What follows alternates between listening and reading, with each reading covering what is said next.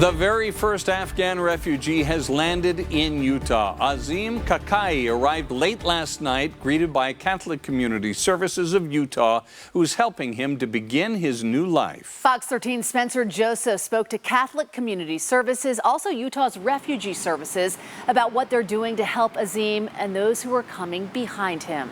Spencer.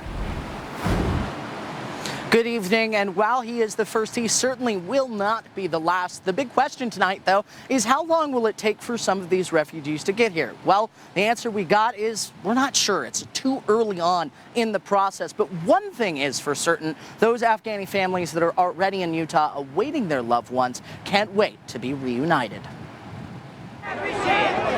As chaos in the country of Afghanistan continues to unfold, those fleeing the country are now reaching the U.S. and uncertain about where they look to be settled. In the last couple days, the amount of support that we have been getting from our community, it was very overwhelmingly. Aiden Batar is the Director of Migration and Refugee Services for the Catholic Community Services of Utah.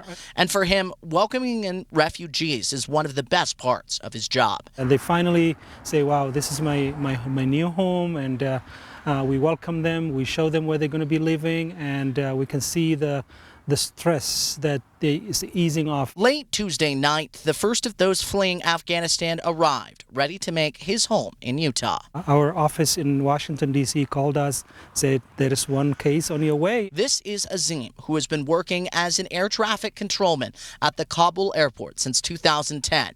During that time, he worked with NATO and the United States military. While he is here now, he's still awaiting his family, still on standby for when they can travel to meet him. The first thing he said was that, you know, I'm still missing my wife and my other family members, so we assure him that we will reunite with them. While he is the first, he won't be the last. One of the things we are not clear about is just how fast we will see the Afghan population coming into Utah. Asha Parak from the Department of Workforce Services says this will be a long process. And we are working very closely with all of our partners. But so the message from these groups been very welcoming now to fleeing refugees. To America. Utah is home to more than 60,000 refugees. So the message from these groups, the people now fleeing to America are often those who have helped our country most. These are the people who risk their life helping our forces.